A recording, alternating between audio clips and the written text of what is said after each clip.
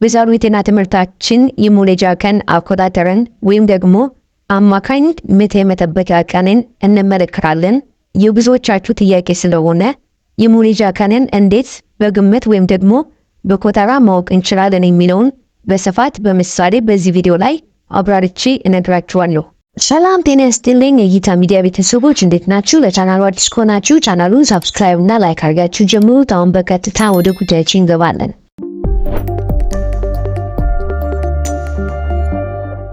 እርጉዝ መሆናችሁን ካወቃችሁ በኋላ የምትወልዱበትን ቀን መቼ እንደሆነ ማወቅ የሁሉም ነፍሰ ጡር ሴቶች ፍላጎት ነው። የምትወልዱበትን ቀን በመገመት ማወቅ ይቻላል። ይህም የሚሆነው የመጨረሻ የወር አበባ ያያችሁበትን ቀን በማወቅ ነው። ከዚያም በአማካኝ ከዚህ ቀን ከ40 ሳምንታት ወይም ደግሞ ከ280 ቀናት በኋላ ልጃችሁ ይወለዳል ወይም ደግሞ የምትወልዱበት ቀን ይሆናል ማለት ነው። ይህ ማለት የመጨረሻ የወር አበባ ካያችሁበት ከ40 ሳምንታት በኋላ የምትወልዱበት ቀን ይሆናል ማለት ነው። መደበኛ የወር አበባ ዑደት ካላችሁ ይህ ዘዴ ብዙውን ጊዜ ትክክለኛ ነው። መደበኛ የወር አበባ ዑደት የምንለው የ28 ቀናት ዑደት ነው። ዑደታችሁ ከ28 ቀናት በላይ የሚረዝም ወይም ደግሞ ከዚህም ቀን የሚያንስ ከሆነ ወይም ደግሞ መደበኛ ካልሆነ የመጨረሻ የወር አበባ ያያችሁበትን ቀን በመጠቀም የምትወልዱበትን ቀን ለማወቅ አስቸጋሪ ነው የሚሆነው። እንዲሁም ደግሞ አስተማማኝም አይሆንም። የምትወልዱበትን ቀን ግምታዊ መሆኑን ማወቅ በጣም አስፈላጊ ነው። ግምታዊ ማለት በትክክል የምትወልዱበትን ቀን ማወቅ ይቻላል ማለት አይደለም። ኤስቲሜሽን ነው ወይም ደግሞ እንደ አማካኝ በግምት የሚቀመጥ ነው።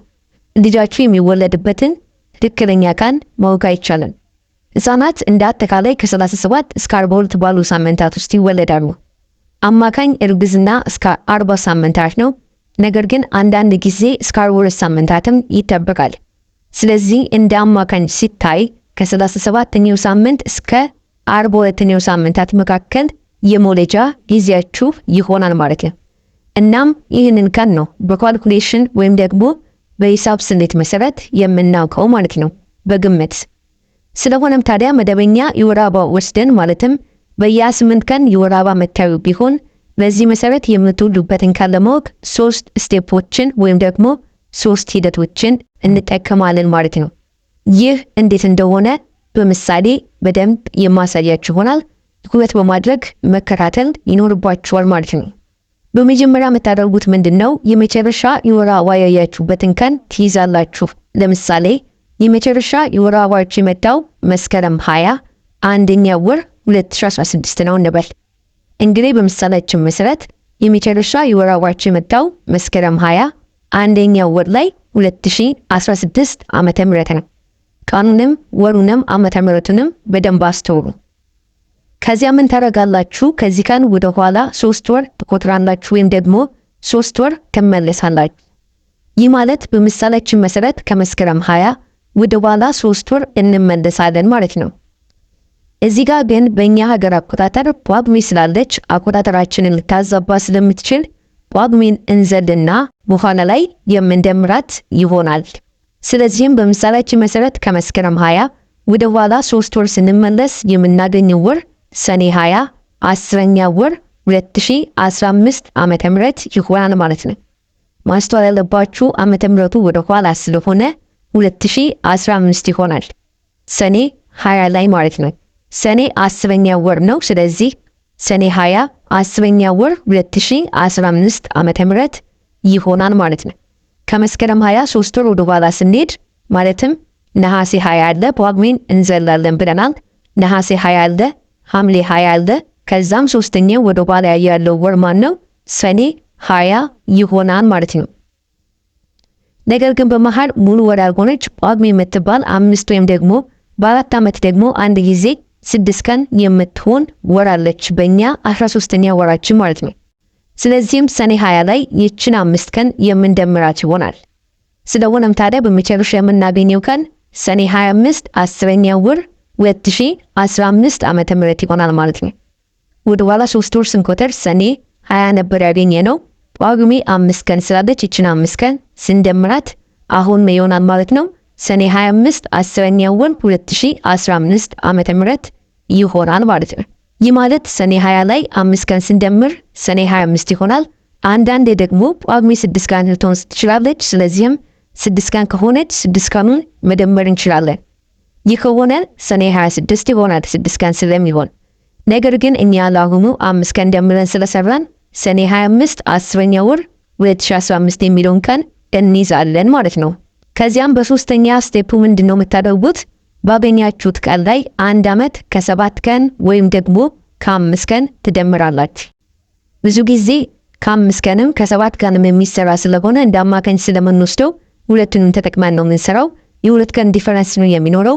ነገር ግን ምንም ችግር ስለሌለው ሁለቱንም እንደ አማካኝ መውሰድ ስለምንችል ሁለቱንም መጠቀም እንችላለን። ስለዚህ ባገኘነው ቀን ላይ 1 ዓመት ከ7 ቀን ወይም ደግሞ ከ5 ቀን እንደምራለን ማለት ነው።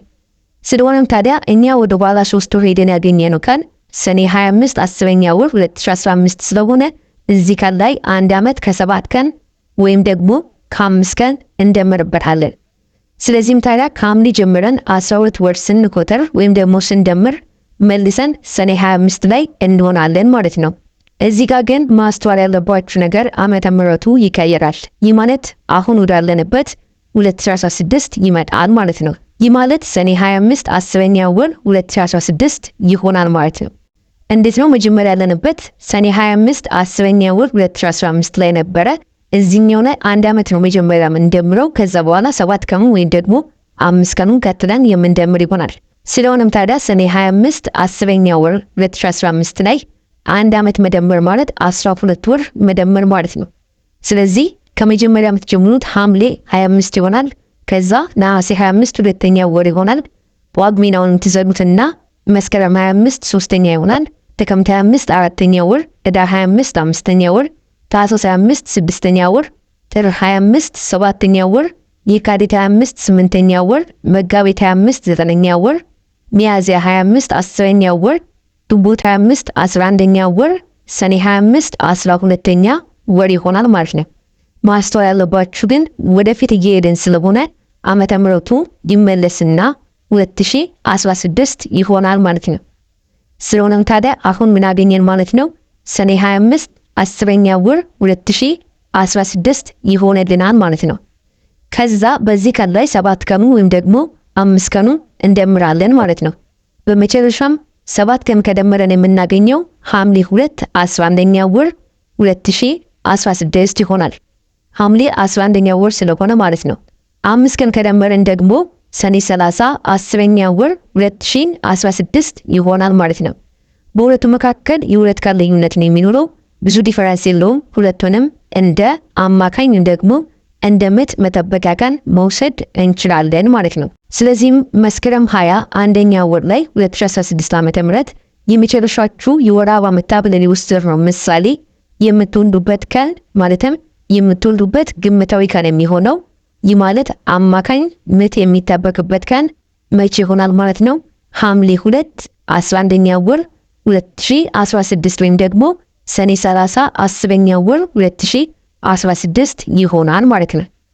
ስለዚህ በዚህ መልኩ የመውለጃ ቀናችሁን ወይም ደግሞ ምት የመጠበቂያ ቀናችሁን ማወቅ ይቻላል፣ በግምት ማስላት ይቻላል ማለት ነው። እዚህ ጋር ማስተዋል ያለባችሁ ነገር ይህ ቀን ኤስቲሜሽን ነው ወይም ደግሞ ግምታዊ ነው፣ ትክክለኛ ነው የምንለው ቀን አይደለም። እንደ አጠቃላይ ብዙ ጊዜ እርግዝና ከ37 እስከ 42 ሳምንታት ስለሚያልፍ ወይም ደግሞ በእነዚህ ሳምንታቶች ውስጥ ስለምትወልዱ እንደ አጠቃላይ 280 ቀናትን ቆጥረን የምናገኘው ግምታዊ ቀናችን ነው እንጂ ኤግዛክት በዚህ ቀን ትወልዳላችሁ የምንልበት ቀን አይደለም። ነገር ግን እንደ አጠቃላይ ግምታዊ ቀኑ ይህ ይሆናል ማለት በምሳሌያችን መሰረት በደንብ እንድትረዱት ሌላ አንድ ምሳሌ እንጀምርና እንመልከት። ለምሳሌ የመጨረሻ የወር አበባ ያያችሁበት ቀን ሚያዝያ 19 8ኛ ወር 2016 ነው እንበል። አሁንም ቀኑን በደንብ እዩት፣ ዓመተ ምሕረቱንም በደንብ እዩት፣ እንዲሁም ደግሞ ወሩንም በደንብ ማስተዋል ያስፈልጋል። ሚያዝያ 19 8ኛ ወር 2016 ነው እንበል። ሚያዝያ 8ኛ ወር ነው። በዚህ ቀን የመጨረሻ የወር አበባ ያያችሁበት ቀን ነው ብለን እንወስዳለን። ከዚያም ምት መጠበቂያ ቀንን ለማወቅ ወይም ደግሞ የምትወልዱበትን ቀን ለማወቅ ከሚያዝያ 19 ወደ ኋላ 3 ወር እንመለሳለን ማለት ነው። ይህንን ስናደርግ የምናገኘው ወር ጥር 19 5ኛ ወር 2016 ይሆናል። እዛው ዓመተ ምሕረት ላይ ከሚያዝያ ወደ ኋላ 3 ወር ስንመለስ መጋቢት የመጀመሪያው ነው፣ መጋቢት 19 ማለት ነው። ከዛ ሁለተኛው ደግሞ የካቲት 19 ነው። ሶስተኛው ምን ይሆናል? ጥር 19 ይሆናል ማለት ነው። ጥር 5ኛው ወር ነው። ጥር 19 5ኛው ወር ላይ 2016 ይሆናል። ወደ ኋላ 3 ወር ስንመለስ የምናገኘው ቀን ማለት። ከዚያም በዚህ ቀን ላይ ሁለተኛው ስቴፕ ማለት ነው 12 ወር ከ7 ቀን ወይም ደግሞ ከ5 ቀን የምንደምር ይሆናል። አንድ ዓመት ስንደምር የምናገኘው ጥር 19 ይሆናል ማለት ነው። ነገር ግን እዚህ ጋር ማስተዋል ያለባችሁ 2017 ነው የሚሆነው። ዓመተ ምህረቱ ይቀየራል። እንዴት እንደሆነ አብረን እንመልከተው። አሁን ያለንበት ጥር 19 5ኛው ወር 2016 ላይ ነው። ወደፊት ስንት ነው የምንደምረው? 12 ወር ወይም ደግሞ 1 ዓመት ነው የሚሆነው። ስለሆነም የካቲት 19 የመጀመሪያው ይሆናል። መጋቢት 19 ሁለተኛ ነው። ሚያዝያ 19 ሶስተኛ ነው። ግንቦት 19 አራተኛ ነው። ሰኔ 19 አምስተኛ ነው። ሐምሌ 19 ስድስተኛ ነው። ነሐሴ 19 ሰባተኛ ነው። ጳጉሜን ጃምፕ እናደርጋታለን። ከዛ በኋላ መስከረም 19 ስምንተኛ ነው። ጥቅምት 19 ዘጠነኛ ነው። ህዳር 19 10ኛ ነው። ታኅሳስ 19 11ኛ ነው። ጥር 19 12ኛ ወር ይሆናል ማለት ነው ተመልሶ። ነገር ግን ዓመተ ምህረቱ ስለሚቀየር አንድ አይሆንም። ከዛም በሶስተኛ ስቴፕ የምናደርገው ምንድነው?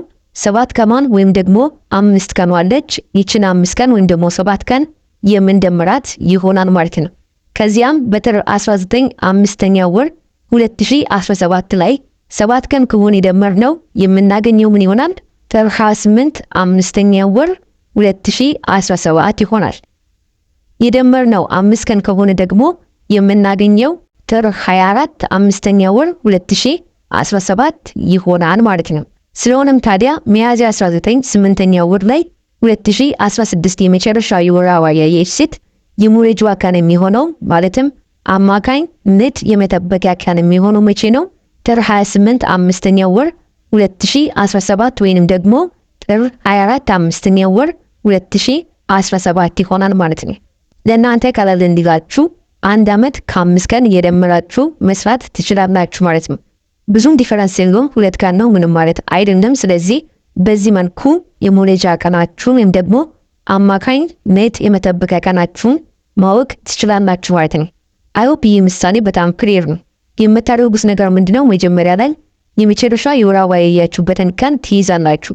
ከዚያም ከዚህ ቀን ወደ ኋላ ሁለተኛው ስቴፕ ማለት ነው። ከዚህ ቀን ወደ ኋላ 3 ወር ቆጥራላችሁ ማለት ነው።